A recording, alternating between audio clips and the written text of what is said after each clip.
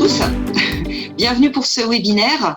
Je suis Nathalie Delabroix, je travaille pour une société qui s'appelle Oikos et qui développe une plateforme numérique d'accompagnement à la RSE. Maintenant, je vais passer la main à Jean-Philippe pour démarrer ce webinaire, ce pour lequel vous êtes là. Voilà, bon webinaire et puis à tout à l'heure, je reste pas loin. Merci Nathalie, bonjour à toutes et à tous. Donc, je suis Jean-Philippe Munuret, je suis consultant indépendant. J'ai eu la chance de travailler quelques mois avec Nathalie, d'où un peu ma présence ici. Et donc, voilà, je vais nous cadrer, voilà. Et donc, en fait, aujourd'hui, nous allons parler d'objectifs, de RSE, de processus, etc. Je vois déjà que Monsieur Larègle se pose des questions à ce sujet-là. Bon, la RSE, c'est pas un gros mot, mais justement, ce qui est intéressant dans le webinaire qu'on va faire, c'est qu'on va concrétiser un petit peu tous ces aspects. Et on va voir en conclusion qu'on peut appliquer la méthode que je vais vous proposer, on peut l'appliquer à tous les objectifs de l'entreprise. Alors, en fait, pourquoi ce webinaire? En fait, mon expérience de consultant formateur m'a conduit au constat suivant. Il y a énormément d'entreprises, de chefs d'entreprise, de cadres intermédiaires ou supérieurs qui fixent des objectifs, mais qui ne s'intéressent pas vraiment à la méthodologie, c'est-à-dire à la façon dont on va les obtenir. Donc, ces objectifs peuvent être multiples et variés. Hein. Vous êtes tous confrontés à la problématique des objectifs. Mais personne ne s'intéresse vraiment au comment. On fixe le quoi, où est-ce qu'on veut aller, mais personne ne s'intéresse pas vraiment au comment. Donc, l'objectif de ce webinaire, c'est de vous proposer une méthode de travail structurée, en fait, qui permet vraiment d'atteindre les objectifs. Et lors du dernier webinaire, donc de la première édition, il y avait parmi nos spectateurs un témoin avec lequel j'ai mis en place cette méthodologie et qui pourra éventuellement témoigner. Vous pourrez obtenir ses coordonnées si vous voulez discuter avec lui et il témoignera du fait que la méthode fonctionne. Donc pour cela, on va travailler en 5 étapes. La première, je pense que c'est de fixer des objectifs crédibles.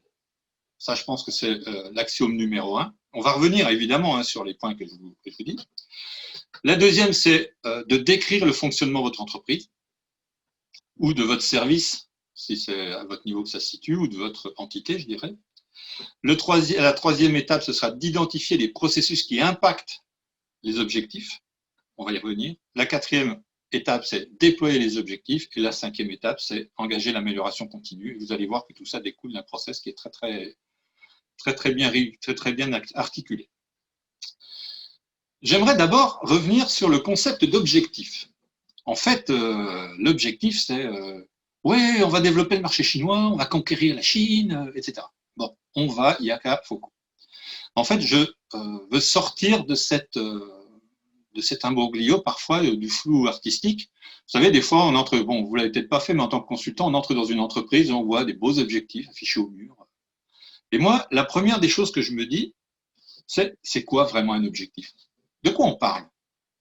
Alors, en fait, un objectif, il y a une définition, hein, c'est un résultat mesurable à atteindre par une entité, on va expliquer les mots après, dans un délai donné avec des moyens adéquats.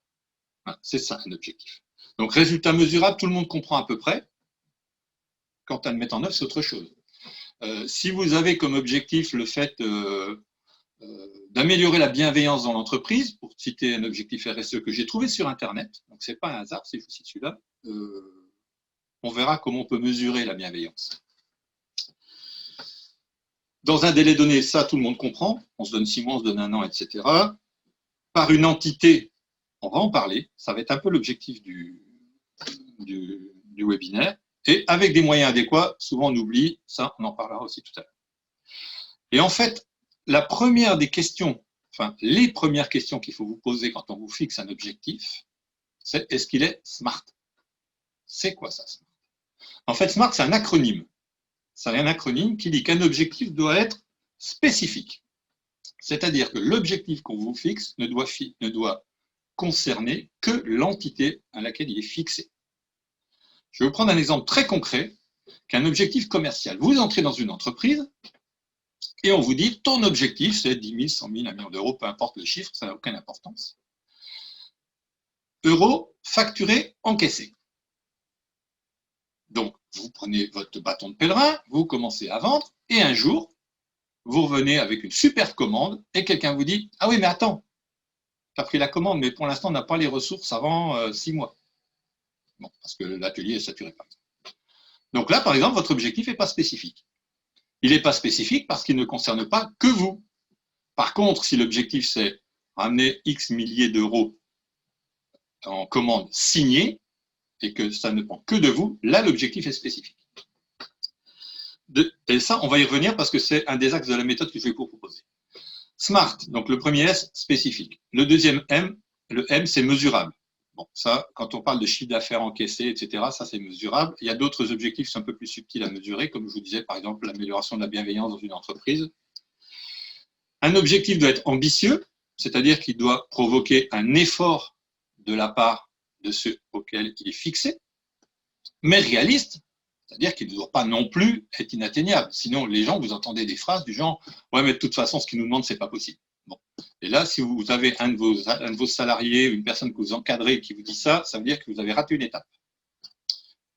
C'est vrai qu'il y a toujours des gens qui considèrent que ce sera impossible, mais il y a des méthodes pour ça, pour savoir si l'objectif est atteignable ou pas.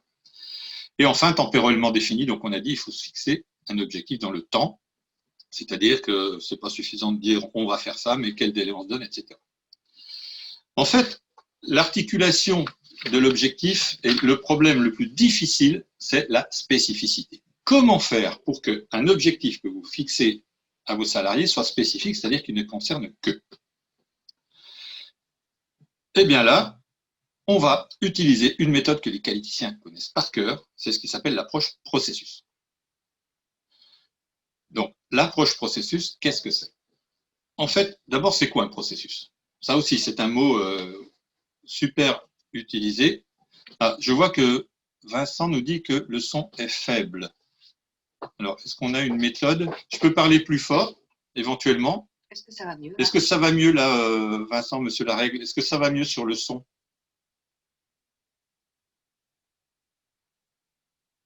Ah non, non, c'était pour la vidéo. Bon, bah, c'est pas grave. Merci de la réponse. Je continue. Donc, en ce qui concerne le processus, donc là, je vais essayer de vous passer la diapo numéro 1. Bon, là, le sommaire, je vais vous passer. Alors, un processus, en fait, il faut que je partage l'écran. Attendez, je vais vous partager l'écran et normalement, tout le monde devrait voir. Voilà.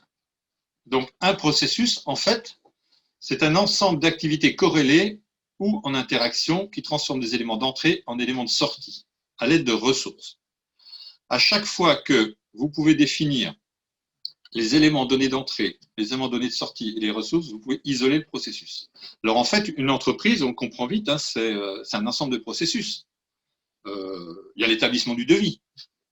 Quelles sont les données d'entrée? Les données d'entrée, c'est ce qu'a rapporté le commercial. Les données de sortie, c'est le devis, chiffré, avec des délais, etc. Les ressources, c'est ce qu'on appelle le deviseur ou le chiffreur, le RP, enfin le système informatique, etc. etc. Voilà. Donc ça, c'est ce qu'on a un des processus de production. Il y a les approvisionnements qui sont un processus de production. Hein. Au moment où on a la commande ou avant, on approvisionne les matériaux nécessaires. Excusez-moi, mais je suis en train de m'interroger si vous avez bien la diapo, je suppose. Sur le chat, peut-être? Oui, mais je n'ai pas le chat ici, justement, parce que je suis passé sur la diapo. Bon. La réalisation du produit, effectivement, c'est un processus de réalisation, du produit ou du service, d'ailleurs. Hein. Quand vous êtes plombier, le fait de réparer la plomberie, c'est le processus. Vous avez les processus support, qui sont toutes les activités d'entreprise qui servent à supporter le cœur de métier. Donc ça, c'est les achats, par opposition aux appros. Les appros, c'est passer les commandes, des achats, c'est sélectionner les fournisseurs en amont. Et puis, les processus de recrutement, qui sont des processus support, hein, c'est donc les ressources humaines qui vont venir supporter. Et enfin, troisième type de processus, les processus de management ou de pilotage, qui sont les revues de direction, les processus d'amélioration continue, etc. Voilà, donc ça, fournisseur interne, externe, élément d'entrée, processus, élément de sortie, client. C'est une chose que les qualiticiens maîtrisent. On pourra en reparler si vous avez des questions. Je suis à votre disposition pour revenir. Et en fait, l'approche processus, c'est une méthode analytique qui va permettre d'y voir clair dans l'organisation de l'entreprise et en particulier de répondre à la question qui fait quoi, une question récurrente dans les entreprises. Quand on est Quand on a l'habitude de fréquenter les entreprises, on entend souvent « mais je comprends pas bien qui fait quoi, etc. » Et donc, en fait, l'approche processus, c'est le socle de compréhension de votre organisation. Et c'est ça qui va nous servir après à pouvoir rendre nos objectifs spécifiques. Donc, dans cette approche processus, qui, je le rappelle, est une approche qui ne concerne pas que la RSE, mais qui concerne l'entreprise dans son intégralité, c'est une approche en fait, dans laquelle l'objectif, le quoi, on reparle d'objectif d'ailleurs, va primer sur le comment et sur la hiérarchie. Et donc, on va s'intéresser principalement dans cette approche-là à comment je crée la valeur ajoutée et quelle est la contribution de chaque acteur de l'entreprise à cette valeur ajoutée. Et donc là, on comprend tout de suite le lien avec l'objectif, en fait. Contribution, objectif. Mais je vais y revenir, évidemment. Donc, je vais d'abord vous expliquer comment on met en place une approche processus. Peut-être certains d'entre vous connaissent la méthode, mais c'est bon d'y revenir de toute façon parce que parfois, il y a des échanges qui sont intéressants. Donc, on va déjà, dans l'approche processus, s'intéresser au fonctionnement global de l'entreprise. C'est-à-dire, on va définir ce qu'on appelle le ou les macro-processus, c'est-à-dire les processus qui vont conduire du client au client. Alors, je vais vous prendre un exemple, parce que dans le dernier webinaire, quelqu'un m'avait dit que ça n'avait pas été très clair. Donc, je vais vous prendre un exemple. Si vous parlez de garage automobile, dans un garage automobile, vous pouvez avoir un processus. C'est par exemple le réparateur. L'entrée, c'est le véhicule en panne. La sortie, c'est le véhicule réparé. Les ressources, c'est les mécanos, etc., etc. Donc, dans ce cas-là, on a quasiment un macro-processus client-client. Si, par contre, vous avez une concession automobile, donc vous pouvez avoir la vente de véhicules neufs, qui est un processus, un macro-processus. Vous pouvez avoir la vente de véhicules d'occasion, deuxième macro-processus. Et vous pouvez avoir la vente, l'activité réparation mécanique, qui est un troisième macro-processus. Donc, on voit déjà que dans une entreprise, on peut avoir 3 macro-processus, 2 macro-processus. En fait, c'est les cœurs de métier. C'est ce qu'on appelle les cœurs de métier. Et en fait, cette distinction est hyper importante parce que vous comprenez bien que les objectifs qu'une direction va fixer dans un garage ne sont pas les mêmes suivant que vous les fixez aux vendeurs de voitures, aux mécanos qui réparent, ou bien aux vendeurs de voitures d'occasion. Voilà, pour ce qui est du macro-processus. Donc là, on va utiliser un outil qui s'appelle la cartographie des processus. Donc, je vais repasser sur... voilà, normalement, voilà. Et la cartographie, en fait, ça va être un graphique. Alors, j'ai pris un exemple volontairement très simple, qui est un exemple réel. Ça a été mis en place, une entreprise textile, en fait. Et on va décrire, en partant du client, voilà, le client avec son petit losange. On commence par la fonction commerciale. Donc là, en colonne, on avait mis les fonctions de l'entreprise. Donc, on est vraiment macro, macro processus. Recueil des exigences, conception du produit, remise de l'offre. Donc là, on a déjà un premier processus, qui est le processus de conception, etc. Vous avez les contraintes comme les exigences réglementaires dans le cas d'équipements de protection, c'est le cas ici. Puis après, vous avez le traitement de la commande, les approches de matières premières, le lancement, etc., etc. Et comprendre le macro-processus, c'est déjà comprendre le fonctionnement de l'entreprise. C'est déjà le définir. Donc voilà, en fait, on a 2 éléments, donc voilà la fin, etc. Et on finit nécessairement chez le client, puisque le macro-processus de l'entreprise ou les macro-processus sont des processus qui conduisent du client au client. Donc on finit nécessairement chez le client. Si on n'a pas le client à la fin, c'est qu'on n'a pas terminé le macro-processus, puisque je rappelle que l'essence d'une entreprise, c'est de servir ses clients. Notez par là d'ailleurs que si vous êtes un service, moi j'ai travaillé par exemple pour un laboratoire interne, le client peut être un client interne. Mais c'est quand même, en termes de macro-processus, c'est hyper important de le cerner. Bien. Donc, on a vu, dans le macro-processus, en fait, on a identifié un enchaînement de processus qui se suivent les uns les autres et qui s'articulent. Les données de sortie de l'un peuvent être les données d'entrée de l'autre, c'est bien souvent le cas, etc. Donc, on va maintenant s'attaquer à comprendre un processus, l'un après l'autre, en fait. Et donc, on va se dire qu'on va prendre le premier processus et la première des étapes, c'est de définir le pilote du processus. En fait, c'est une personne qui sera chargée de décrire son processus et après de l'animer. Un pilote de processus en matière d'organisation, en fait, c'est quelqu'un qui est capable de décrire son processus, d'identifier les ressources dont il a besoin pour fonctionner, humaines, financières, techniques, technologiques, ordinateurs, etc., qui est capable d'identifier l'impact des exigences clients sur son processus, de mettre en place ces indicateurs de fonctionnement de son processus, de les suivre, de les piloter et d'agir sur l'amélioration continue de son processus et de rendre compte évidemment à la direction et son responsable qualité. Je vais vite sur cette partie-là parce qu'en fait, ce n'est pas l'objet du webinaire. Dès lors que j'ai identifié le processus, je vais pouvoir décrire le processus. Donc là, je vais faire appel, encore une fois, à du graphique. Je connais des tas d'entreprises qui décrivent leur processus sous forme de texte. C'est fastidieux, c'est long. Moi, j'ai abandonné depuis 30 ans. Hein, donc, je ne fais que du graphique parce que ça permet aussi aux personnes qui ne sont pas très habituées au texte de comprendre très rapidement de quoi on parle. Alors, en fait, pour ça, je vais vous montrer un exemple de processus. Voilà. Je vais un petit peu vite. Voilà. Donc, est-ce que. Alors.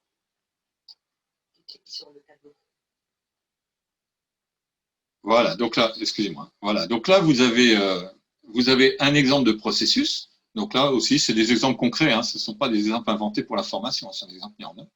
Donc en fait, un processus, il commence par une étape que j'appelle le déclencheur. Donc dans là, par exemple, c'est un processus qui peut concerner toutes les entreprises, hein, détection, traitement d'un lot non conforme, vous avez reçu des produits, etc. Et en fait, donc, le lot est détecté non conforme par la procédure précédente, souvent par le process précédent. Procédure et process, pour moi, c'est la même chose. Hein. Une procédure, c'est la description du process. Hein. Il n'y a pas de débat là-dessus. Enfin, il y a un débat d'experts, mais pour moi, une procédure, c'est une écriture d'un process. Et puis après, on va décrire les étapes l'une derrière l'autre. Voilà, l'opérateur va ouvrir une fiche de non-conformité, va analyser le problème. Et à droite, dans les colonnes, on a des R, des C. Le R, c'est quand la fonction est responsable. Le C, c'est quand elle est consultée, etc. etc. D'ailleurs, il manque un R sur la première. Vous voyez, on ne sait pas qui ouvre la fiche. Donc, vous voyez, tout de suite, ici, on sait tout de suite qui fait quoi, en fait. Hein. Donc, en fait, on sait que analyser le problème, c'est le responsable qualité produit fini. Voilà. Le responsable des réparations, il est consulté. Bon, j'analyse le problème, je demande, tiens, viens voir avec moi, qu'est-ce qu'on fait, etc. Mais le responsable, c'est bien le responsable produit fini. Donc, on va, comme ça, décrire les étapes.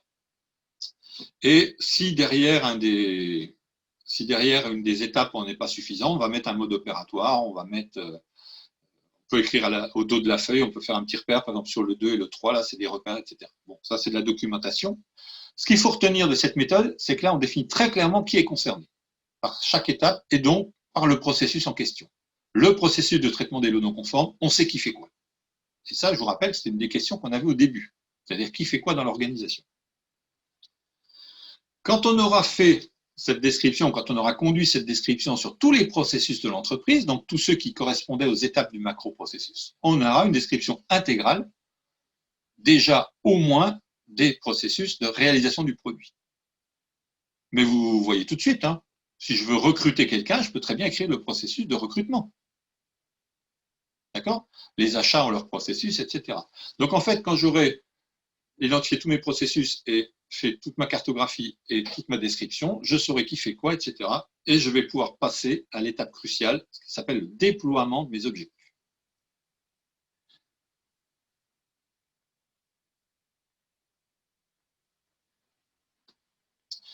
Alors, pour déployer les objectifs, la première des choses à faire, c'est d'abord d'aller voir la direction. C'est-à-dire qu'il faut revalider valider ou revalider avec votre direction les objectifs qui sont fixés. Hier, j'étais en communication avec un consultant pour un groupe de travail. Il me disait, mais la méthode que tu proposes, là, nécessairement, ça implique la direction. Je dis, oui, ça implique au moins la direction de l'ensemble des personnes qui sont concernées. Évidemment. Donc, dans une PME, il faut retourner voir la direction et il faut lui poser les questions du SMART. Hein. Tiens, vous dites que vous voulez faire ça, est-ce que c'est mesurable, est-ce que c'est ambitieux, etc., etc. Je vais vous prendre 2-3 exemples que j'ai piochés sur Internet et que j'ai vus avec Nathalie en particulier, des exemples RSE. Si on dit qu'on veut diminuer de X% les rejets de CO2 sur 2 ans, là, on est chiffrable. On est même chiffré. Après, il faudra voir comment on mesure, etc. Mais c'est la deuxième étape. Mais au moins, le dirigeant sait ce qu'il veut faire. Si on veut diminuer la masse de déchets, la masse de carton, la masse d'emballage, de 15% sur 3 ans, etc., là, on est dans le chiffrable. Si on veut créer de l'emploi, on est dans le chiffrable. Si on veut respecter les parties prenantes, ça dépend de... Je répondrai, monsieur Larrey, je répondrai à votre question après, si vous voulez bien.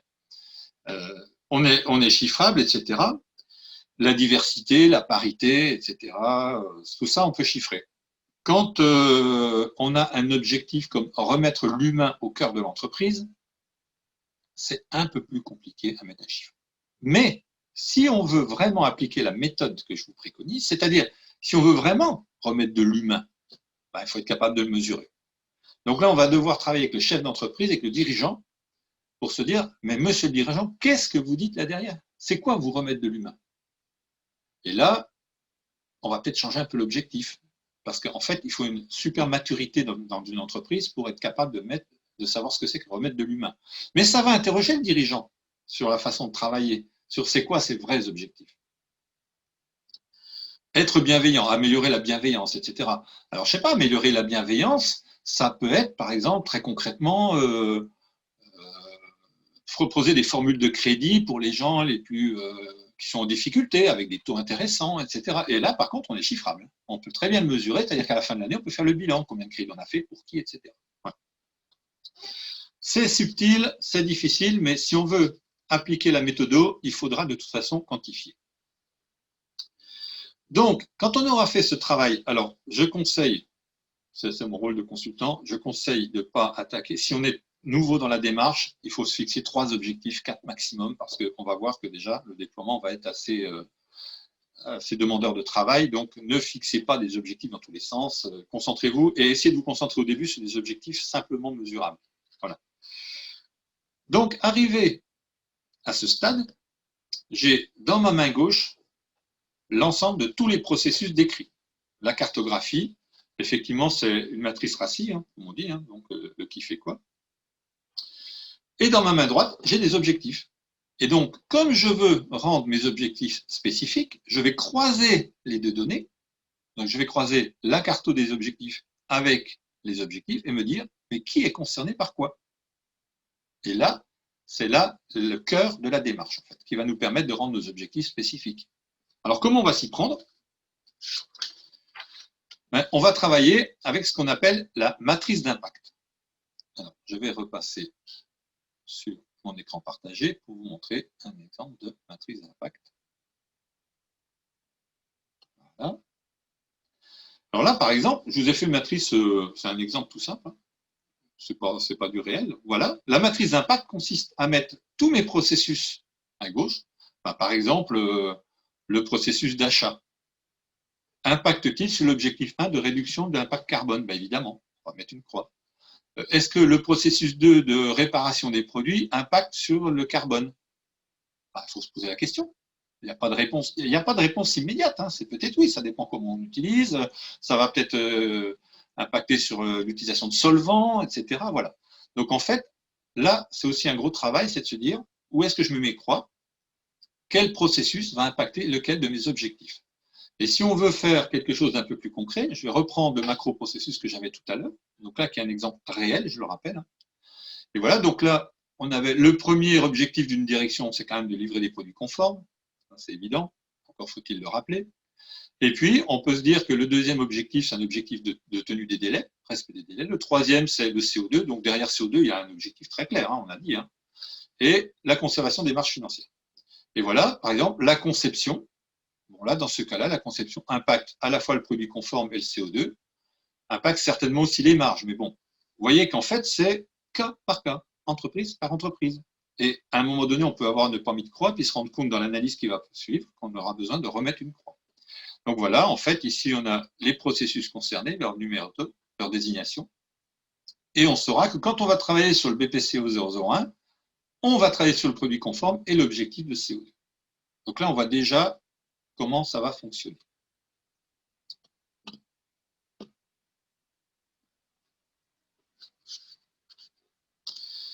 Et donc maintenant, le travail qu'il va y avoir à faire, c'est on va revenir avec le pilote du processus. Et puis, on va travailler avec lui sur, toi, dans ton service, comment ton service impacte cet objectif. Donc là, il y a un travail à faire au niveau du service. Ça peut être de l'analyse, ça peut être du diagnostic, ça peut être de l'audit. Si c'est de l'énergie, par exemple, on peut faire appel à un expert en énergie. L'autre jour, je pense en particulier à Nathalie, qui était la spécialiste, qui est la spécialiste de la qualité de l'air. Bon, bah, si c'est améliorer le bien-être de l'entreprise, ça peut passer d'abord par améliorer la qualité de l'air, donc faire appel à Nathalie, enfin ce qu'elle faisait avant pour voilà. Donc vous voyez là, on va être obligé d'aller piocher des consultants. Donc là, c'est là où on peut faire la relation avec tout le travail que fait Oikos. C'est que si vous avez ce problème-là, en vous connectant sur la plateforme Oikos, vous trouverez les spécialistes par domaine. Voilà. Et donc on va déployer, et chaque pilote va s'interroger sur ses objectifs, comment les déployer au niveau local. Et donc, les objectifs vont devenir spécifiques. Ben, il n'y a plus qu'un. En fait, voilà, vous avez compris, elle est là la démarche. Donc, l'approche processus, qui est une approche qui consiste à décomposer mon entreprise en éléments simples, en processus individuels. Et après, l'idée, c'est d'aller chercher chaque pilote. Donc, vous comprenez que le pilote de processus n'est pas forcément le chef, le responsable du processus, c'est des processus transversaux. Donc, il va falloir désigner un pilote qui soit capable de faire ce travail, d'aller faire des réunions de travail pour savoir quel objectif, et est-ce que j'ai un impact ou est-ce que j'en ai pas. Et donc, en fait, à ce stade-là, mes objectifs sont devenus spécifiques, puisque dans le service appro ou le service achat, les appros par exemple, si je parle de l'impact CO2, le service appro va savoir que c'est le choix de son mode de transport qui va impacter le CO2. Donc, on va lui dire, alors il va falloir faire une mesure, hein. De toute façon, quand on veut mettre un objectif, il faut faire une mesure. On dit, aujourd'hui, on sait que notre impact CO2 au niveau des transports, c'est tant. Ben, demain, on veut arriver à ça. Et là, ce sera à chaque fois que la personne téléphone pour approvisionner, elle va se poser la question, est-ce que ce que je fais a un impact sur le CO2, l'empreinte CO2 de mon entreprise, l'empreinte carbone. D'accord? En fait, c'est ça. Et là, on se rend compte que l'objectif est spécifique. Parce que c'est plus, on va s'armer. Non. Mon travail contribue à l'amélioration et je comprends comment mon travail contribue à l'amélioration de la performance énergétique, etc., au niveau de l'entreprise. Alors, je vais vous donner un exemple très concret que j'ai mis en œuvre il y a quelques années déjà, mais qui est tellement encore actuel. C'est un exemple qui concerne le tenu d'un délai. Parce qu'en fait, ce que je viens de vous expliquer sur la RSE s'applique à tous les objectifs de l'entreprise. Donc, je vais revenir sur mon écran 2. Voilà. En fait, c'est une expérience vécue dont j'avais commencé d'ailleurs à faire le témoignage sur LinkedIn, sur mon profil LinkedIn. C'est un dirigeant qui me dit, donc là c'était au début de la norme version 2000, donc comme quoi elle est toujours actuelle d'ailleurs, j'ai écrit quelque chose sur LinkedIn à ce sujet-là, qui me dit, voilà, monsieur Mugneret, j'ai l'impression qu'on livre en retard systématiquement. Alors déjà, j'ai l'impression qu'on livre en retard systématiquement, je me dis, bon, c'est quoi la réalité ? Et j'aimerais bien qu'on améliore ça. Est-ce que la mise en place de la démarche processus peut m'aider? Je dis, bah oui, bien sûr, hein, de toute façon. Alors, on y va. Et donc, en fait, on commence par faire un diagnostic pour voir un peu où on en est. Et effectivement, 45% des livraisons à date, c'est-à-dire 55% des livraisons en retard, il y a vraiment un problème. Et donc, le dirigeant me dit, après une étude quand même un peu plus fouillée, est-ce qu'on pourrait imaginer, grâce au déploiement de la démarche processus, de passer de 45% à 95% de livraison à date en 18 mois. Je lui dis, monsieur, ça dépend des ressources que vous mettrez. On revient aux ressources. Il ne faut jamais oublier les ressources dans toute cette démarche. Et donc, on commence, et en fait, on commence à décortiquer le macro-processus. Donc, il va du client au client. Et alors, j'ai simplifié volontairement le graphique que vous avez sous les yeux pour justement vous permettre de bien l'intégrer. En fait, grosso modo, le processus, c'est traiter la commande, établir l'OF, fabriquer, livrer. Voilà, je simplifie. 4 processus qui s'enchaînent. Et on fait une étude et on voit. Alors tout de suite, en général, ce qui se passe, c'est l'atelier. C'est l'atelier qui ne va pas, c'est l'atelier qui est en retard, etc. Et on voit, mystère, en fait, l'essentiel du retard vient du traitement des commandes, tout simplement parce que les commerciaux passent une fois par semaine, c'est à l'époque où l'informatique n'était pas ce qu'elle est aujourd'hui, rentre une fois par semaine, ils posent la commande et là on met quelques jours à la traiter. Donc le client qui avait passé la commande le lundi, sa commande n'est entrée dans l'informatique que 10 jours après. Bon. Et là on dit ça ne va pas. Et donc on fixe à chaque étape 5 jours pour traiter une commande. Donc entre le moment où le client signe la commande et le moment où elle est dans la machine, 5 jours. Donc on a bien défini les événements. Quand on parle de délai, il faut définir les événements qui déclenchent et qui arrêtent le chrono. Établir l'ordre de fabrication, c'est 2 jours ouvrables. On sait qu'en moyenne, il faut 1 jour et demi, on met 2 jours, etc. Fabriquer, on se donne 3 semaines, c'est le délai moyen de l'atelier. Livrer, c'est 3 jours parce que c'est incompressible pour l'instant, c'est pas attaqué au problème du transport. Et on met des indicateurs et on mesure. Et au bout d'1 an, on est à 95% de livraison à date. Et le plus intéressant dans l'affaire, c'est qu'à l'époque, j'étais auditeur pour la certification ISO. Et j'audite une entreprise qui me dit, ce fournisseur-là, celui dont je vous parle, on ne comprend pas, il a amélioré ses délais en 8 mois, 10 mois. C'est extraordinaire. Je dis, moi, je ne dis rien, je suis auditeur. Voilà. Donc en fait, cette démarche qui était appliquée là au délai, en fait, ce n'est pas vraiment de la qualité, c'est la satisfaction client, donc on est dans le délai. Elle est applicable à tous vos objectifs à partir du moment où vous êtes capable de les définir en amont avec votre dirigeant, de bien définir votre objectif. Et donc là, on voit bien que traiter la commande, on peut encore le diviser en saisir la commande et puis la partie commerciale. Donc on pourrait segmenter ces 5 jours en 2x2 et rendre encore plus spécifique.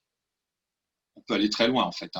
Et il y avait une question tout à l'heure sur jusqu'où il faut aller, on va en reparler tout à l'heure. Voilà, donc là je vous ai donné un aperçu d'une méthode rigoureuse. C'est une méthode qui est éprouvée. En fait, la démarche processus, c'est l'articulation fondamentale des normes ISO depuis 2000, quasiment, qui fonctionne, parce qu'on a la preuve que ça fonctionne. Et je ne dirais pas que c'est facile à mettre en œuvre, mais je pense que quand un dirigeant veut vraiment atteindre un objectif, il faut qu'il soit capable de la déployer, de la faire déployer par ses collaborateurs. Et le gros avantage de cette démarche, pour moi, c'est qu'en fait, elle ne laisse personne sur la touche. En fait, si vous conduisez cette démarche jusqu'au bout, vous verrez que tout le monde est impliqué. Et donc, ça veut dire que les objectifs de la direction ne concernent pas que les salariés dans l'atelier. Ça va concerner tout le monde. Et les gens vont comprendre comment s'articule leur job par rapport à ceux des collègues et vont comprendre un peu comment chacun participe finalement à l'objectif. Voilà, donc en fait, avec ça, moi je vous propose un outil cohérent au service à la fois de la direction, de l'encadrement, mais aussi des opérateurs, qui ont leur mot à dire dans la mise en place, et qui va permettre de comprendre comment le travail de chacun contribue à l'atteinte de l'objectif global, donc l'objectif devient spécifique. Le S du SMART qui nous manquait au début. Voilà, je vous remercie de votre attention. Je vais prendre la main. Voilà. Donc d'abord, je vais regarder si j'ai des questions auxquelles je pourrais… Alors, je vois une question de Vincent. Je vous appelle Vincent parce que je n'ai pas trop votre nom, mais peu importe. Alors moi, pour moi, la notion BPMN, pour moi, ça ne me parle pas. Par contre, racisme, ça me parle bien. Alors, à quel niveau de détail faut-il s'arrêter dans la description du processus pour laisser la créativité de l'opérationnel? Alors, en fait, ça, c'est une question récurrente. En fait, ça dépend de l'entreprise. Il y a quand même une chose qui est hyper importante, et il y a un alinéa. Moi, je travaille beaucoup par rapport aux normes, aux normes ISO, parce que tout simplement, ils ont fait leur preuve et qu'on sait que quand on respecte les normes ISO, on avance. Et en fait, il y a quand même, depuis le début des normes, il y a une ligne que tout le monde oubliait, mais qui est hyper importante, qui dit que le niveau de détail de la documentation doit dépendre de la maîtrise et de la formation des gens. En fait. Et en fait, je pense que le niveau de détail, il doit tenir énormément compte de la compétence des gens. Et plutôt que d'écrire des tartines de texte, il vaut mieux s'intéresser à la compétence et à démontrer la compétence. Attention, ça ne suffit pas de dire il sait, etc. Mais c'est de démontrer la compétence. Et en fait, quand vous voulez laisser de la créativité à l'opérationnel, il faut s'intéresser à sa compétence pour que sa créativité soit alimentée par sa compétence, mais que la créativité ne sorte pas du cadre. Donc là, c'est la compétence. Donc en fait, vous pourrez dans ce cas-là rester assez généraliste sur la description de vos processus, mais il faudra beaucoup travailler sur la compétence et démontrer la compétence par le niveau initial, formation initiale, formation complémentaire et expérience, les trois piliers dont parlent les normes ISO depuis qu'elles existent. Voilà. J'espère que j'ai répondu à votre question. C'est en tout cas la façon dont moi je travaille sur ce sujet-là.